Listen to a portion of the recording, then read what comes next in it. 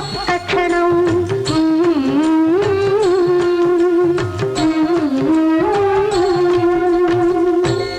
అప్పుడు పార్వతీ లక్ష్మీ సరస్వతులు మహాసాధ్వి అయిన అనసూయను పతి భిక్ష పెట్టమని ప్రార్థించగా ఆమె కరుణించి ఆ వరమిచ్చి ఆ త్రిమూర్తుల అంశతో తమకొక కుమారుణ్ణి ప్రసాదించమని కోరింది.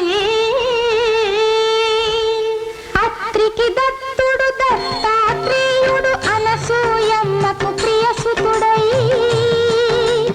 జననమందగా చతుర్వేదములు సునకములై అనుసరించగా దేవదుందుభులు మొరసినవి సుమమేఘాలే కురిసినవి వేదాంతానికి ఆది భాష్యమై వెలుగు రేఖలే మెరిసినవి సుమసుకుమారుడు దత్తాత్రేయుడు లీలావతినే పెళ్ళాడి యవ్వన లీలా రాగమాలికల రాసలీలలే ఆడి పరిమళ వాసుని కథ వినరండి కలిహరమిది కనరండి పరిమళ వాసుని కథ వినరండి కలిహరమిది కనరండి.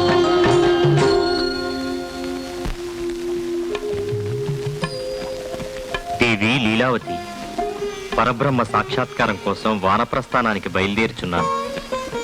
అనుమతించి సాగనంపు. ఆ పని మనాశ్రమంలోనే చేయవచ్చుగా, ఎక్కడో దేనికి? తపస్సమాధికి ఏకాంతం అవసరం. పైగా సాంసారిక భోగాల మీద నాకు విరక్తి. నాకు కామకేళీ కలాపాల మీద రక్తి. ఛే! నీచురాల, రాక్షసివై మహిషిగా జన్మించు. ఇదే నా శాపం. మూర్ఖుడా, నువ్వు మహిషంగా పుట్టే నా కోసం వెతుక్కుంటూ రావాలి. ఇదే నా ప్రతిశాపం.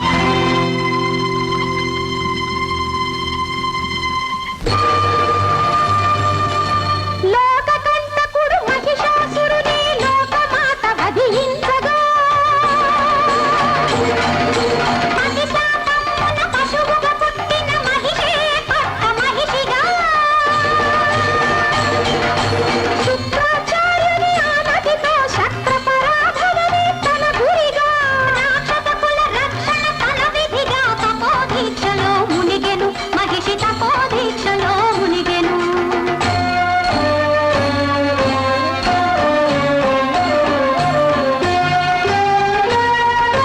మహిషి తపస్సుకు మహి అల్లాడెను దివిజలోకమే దిరదిర తిరిగెను పాతాళపు భేతాళ ఘోషలే దశ దిశాంతములు దద్దరిల్లెను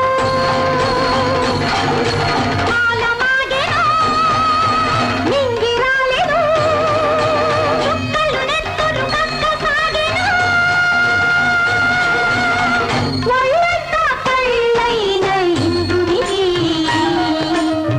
కన్నీరే అభ్యంగమాయెను.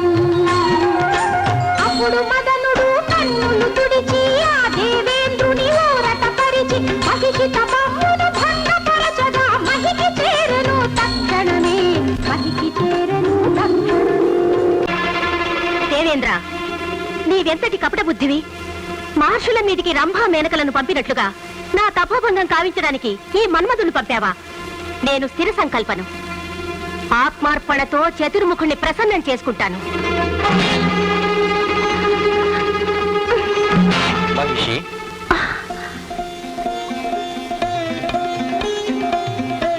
నీ తపస్సుకి మెచ్చాను. బలపరాక్రమ సంపన్నులైన దానవులు చేయలేని తపస్సు చేసి నన్ను మెప్పించావు. అభీష్టవరం కోరుకో, అనుగ్రహిస్తాను. పరమేష్టి, నాకు చిరంజీవత్వాన్ని అమేయ బల సంపదని ప్రసాదించండి. పుట్టిన ప్రతి ప్రాణి గిట్టక తప్పదు. మరేదైనా వరాన్ని కోరుకో. ప్రజాపతి, నాకు మరణం లేకుండా వరం ప్రసాదించండి. మరణం లేకపోవడమే చిరంజీవత్వం. అది నిష్ఠుర బ్రహ్మచర్యంతో జీవాత్మను పరమాత్మలో అనుసంధానం చేసి సాధించుకోవాలి. మృత్యువును తప్పించడం ఆ హరిహరులకు కూడా అసాధ్యం కనుక మరేదైనా వరాన్ని కోరుకో. చతుర్ముఖ, హరిహరులకు కూడా తప్పింప సాధ్యం కాని మరణాన్ని వారికి జన్మించిన కుమారుని చేతిలో కలిగే వరాన్ని ప్రసాదించండి. తదాస్తు. అనుగ్రహింపబడితిని దేవా. హరిహరులకు సంతానం కలగడం అసంభవం. నేను మరణించడం కూడా అసంభవం. నాకు చావు లేదు. నేను మృత్యుకే మృత్యువుని. భళా మహిషి భళ, భలే వరాన్ని కోరావు. నీ అభీష్టం ఆ హరిహరాత్మజుని చేతి మీదుగానే పూర్తి కాని. హరిహరాత్మజుడా, నాకు మరణమా?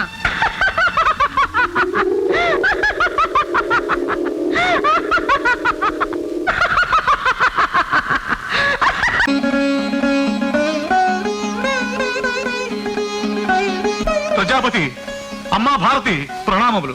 ఏమిటి మహేంద్ర ఆందోళనగా ఉన్నారు? ఇదంతా పరమేశ్వర అనుగ్రహమే తల్లి. మహిషికి ఇవ్వరాని వరం ఇచ్చారు. అది చేయకూడని పనులన్నీ చేస్తూ ఉన్నది.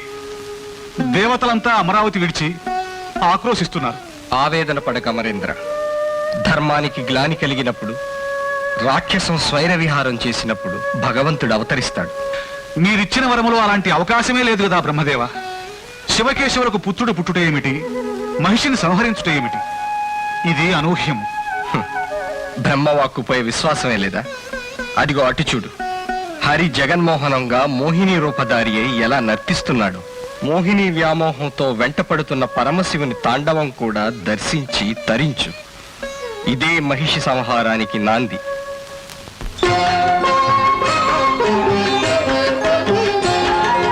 మోహినిపై మరులుగొన్న శివలాస్యం, శివ హృదయ పులయలుగన్న హరిలావణ్యం. మోహినిపై మరులుగొన్న శివలాస్యం, శివ హృదయ పులయలు కన్న హరిలావణ్యం. కనులారా కనగలిగిన అద్వైతం, ఉదయించిన ధర్మశాస్త్ర జీవన గీతం. మోహినిపై మరులుగొన్న శివలాస్యం.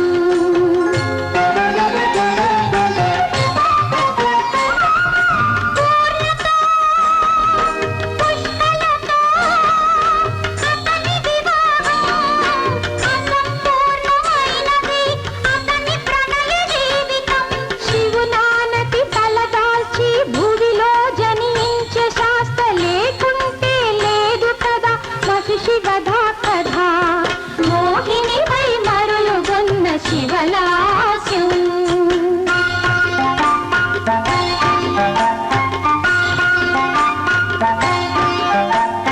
పద్మదల రాజ్యాధినేత ఆమాంధాత వేటలాడే వేడుకను సాగిరాగా,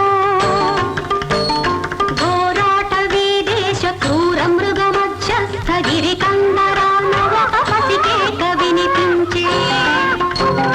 శిశురోదనము విన్న శ్రీమహీ పాలకుడు పతి మహావిష్ణువై, శిశువైన శివుడిలా పాలార్క తేజాన గల బాలకుని చూచి ఆశ్చర్యచకితుడై, అనురాగ చలితుడై. బిడ్డ పాపలు లేక గొడ్డుపోయిన జన్మ అది మహాఫలముగా అరుదైన వరముగా భావించి బాలకుని ఎత్తుకొని ముద్దాడి తనయుడని ఉప్పొంగి తన రానికివ్వగా,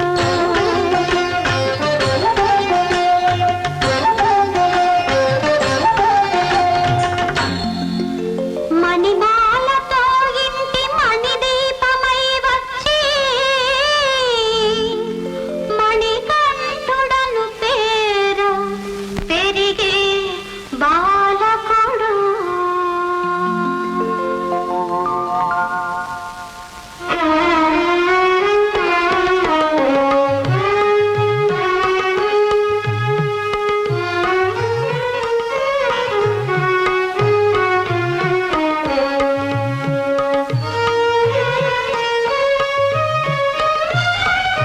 మణికంఠుణ్ణి గురుకులమునకు పంపుటకు నేడే శుభజనం. తమ ఆజ్ఞ గురుదేవా. తండ్రి గారు, కుమార, సకల శాస్త్రములను అస్త్ర శస్త్రములను అభ్యసించుట కొరకు నేడే నిన్ను గురుకులమునకు పంపుచుంటిమి.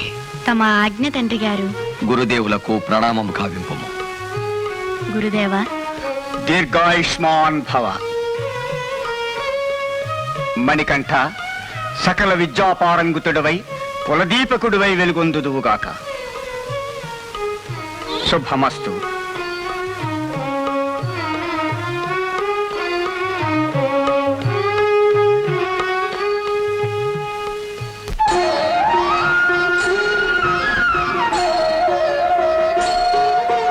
గురుకుల విద్యాభ్యాసములో శరసంధాన ప్రయోగములో సకల శాస్త్రముల సర్వశాస్త్రముల పండితుడయ్యను పతివాడు.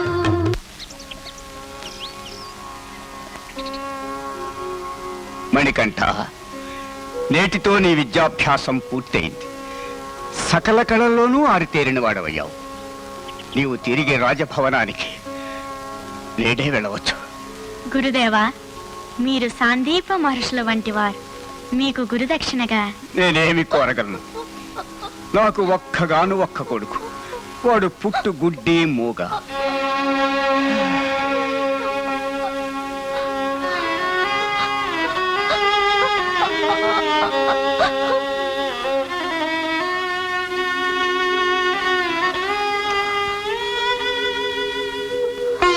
చూడు,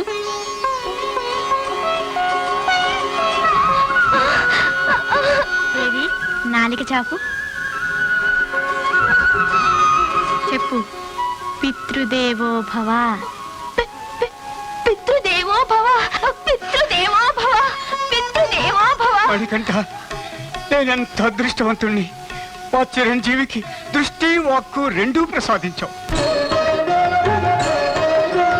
గురుదక్షిణగా గురుపుత్రునికే వెలుగునిచ్చే మణికంఠుడు. ఇదే సమయమని మహిషి మర్దనకు, ఇదే తరుణమని పందళరానికి శిరోధారమును కల్పించెను దేవేంద్రుడు. రాజవైద్యుడిగా తానే వచ్చి పులిపాలు తప్ప రాణి వ్యాధికి మందే లేదని చెప్పగా, తల్లి బాధకు తల్లడిల్లిన ఆ మణికంఠుడు పాలు తెట్టునని ఘోరాటవికి బయలుదేరినప్పుడు,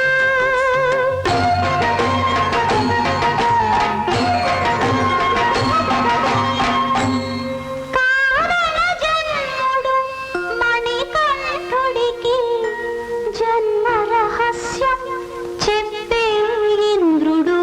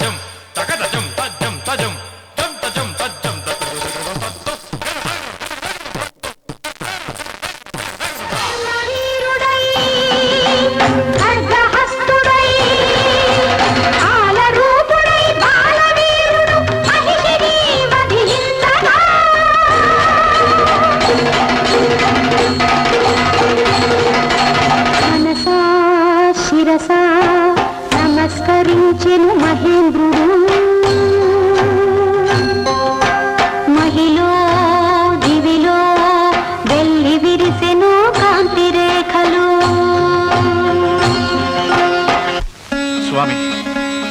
అనేక వర్షముల నుండి మేము అనుభవిస్తున్న అరణ్యవాసము మీ వలన తీరినది.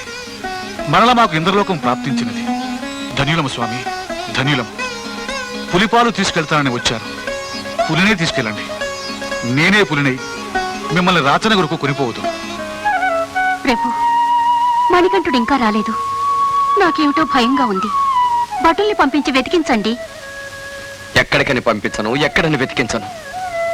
మణికంఠుణ్ణి దూరం చేయడానికే నాకీ పాడు తలనొప్పి వచ్చిందో ఏమో. లేకుంటే అతనలా బయటకు వెళ్ళడమేమిటి? ఈ తలనొప్పి మాయం కావడం ఏమిటి? అవును, అంతా ఏదో మాయగా ఉంది. ప్రభు, మామూలు మాయ కాదు ప్రభు, దైవలీలగా ఉన్నది. మన యువరాజు గారు పులినెక్కి ఇటు వస్తున్నారు.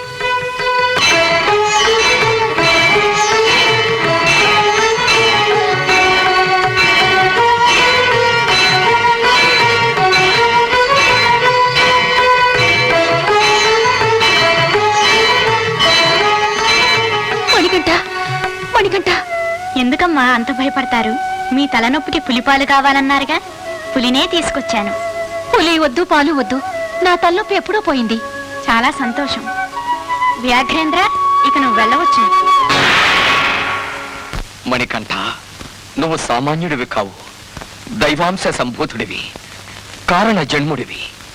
పితృదేవా, నేను చేయవలసినది ఇంకా ఎంతో ఉంది. అందుకే తపస్సుకు వెళ్ళాలనుకుంటున్నాను. తపస్సుగా?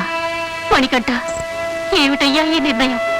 నీకు వివాహం చేసి అచ్చటా ముచ్చటా తీర్చుకోవాలని ఎన్నో కలలు కన్నావు. కలలన్నీ సత్యాలు కావు తల్లి. కలలు క్షణికాలు, సత్యాలు శాశ్వతాలు. శాశ్వతమైన సత్య స్థాపన కోసం నేను జన్మించాను. అది నెరవేరాలంటే నేను నిష్ఠుర బ్రహ్మచర్యం వహించాలి. బ్రహ్మచర్యమా? నాయనా, ఎందుకింత కఠోరమైన నిర్ణయాన్ని తీసుకున్నావు?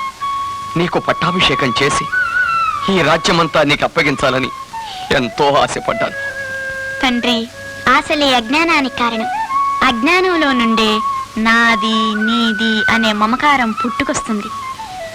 మానవులు వీటన్నిటికీ అతీతులు కావాలి. అప్పుడే దైవత్వాన్ని పొందుతారు. పట్టాభిషేకం చేసుకుని రాజ్యపాలన చేయటం కన్నా కోటాను కోట్ల భక్తుల మనోరాజ్యాన్ని పరిపాలిస్తూ ధర్మాన్ని ప్రతిష్టాపన చేయాల్సిన బాధ్యత నా మీద ఉంది. తమ్ముణ్ణి పట్టాభిషక్తుణ్ణి చెయ్యండి. మణికంఠ, నీ పట్టాభిషేకం కోసం ఎన్నో ఆభరణాలు చేయించావు. వాటితో ఒక్కసారి నిన్ను అలంకరించి కనులారా చూసుకునే భాగ్యాన్ని మాకు కలిగించు. ఆ ఆభరణాలన్నీ స్వీకరించే సమయం వస్తుంది తండ్రి గారు. ఇదిగో, ఈ బాణం సంధించి వదులుతాను. సమయమాసన్నమైనప్పుడు మీకు సందేశం వస్తుంది. ఈ బాణం గుచ్చుకున్న చోట మీరు నాకు గుడి కట్టించండి. ప్రతి సంవత్సరం మకర సంక్రాంతి రోజున మీరు చేయించిన ఆభరణాలన్నీ తీసుకురండి. అలంకరించుకుంటాను.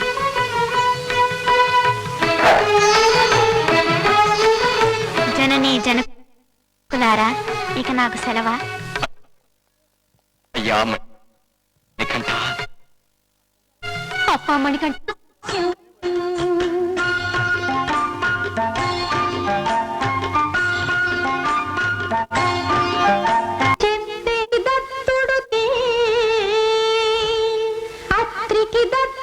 మన యువరాజు గారు పులినెక్కి ఇటు వస్తున్నారు. అతీతులు కావాలి.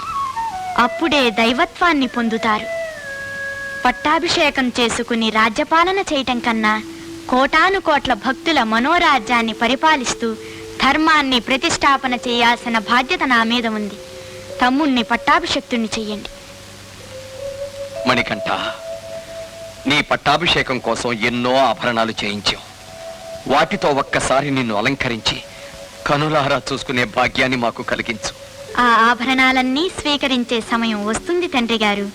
ఇదిగో, ఈ బాణం సంధించి వదులుతాను. సమయమాసన్నమైనప్పుడు మీకు సందేశం వస్తుంది. ఈ బాణం గుచ్చుకున్న చోట మీరు నాకు గుడి కట్టించండి. ప్రతి సంవత్సరం మకర సంక్రాంతి రోజున మీరు చేయించిన ఆభరణాలన్నీ తీసుకురండి.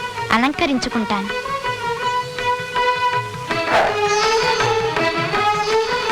జననీ జనకులారా, ఇక నాకు సెలవా?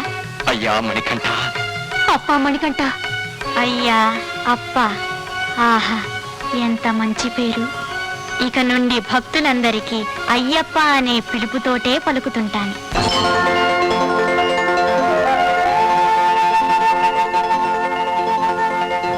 శివస్య హృదయ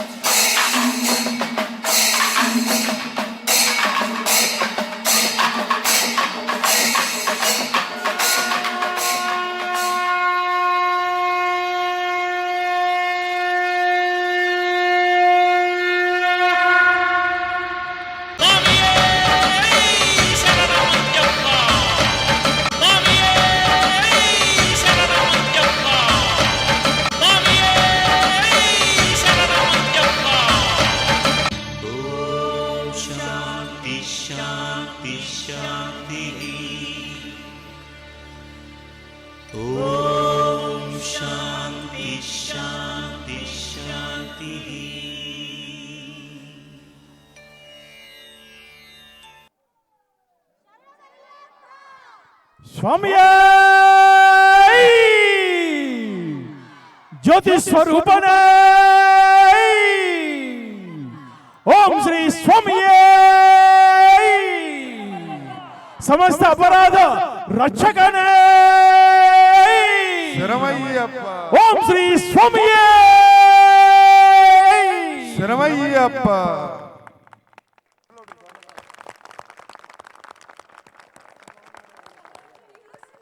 కూర్చోరా అక్కడే కూర్చో అయ్యప్ప అయ్యప్ప అయ్యప్ప అక్కడే కూర్చో అయ్యప్ప అయ్యప్ప అక్కడే కూర్చో అయ్యప్ప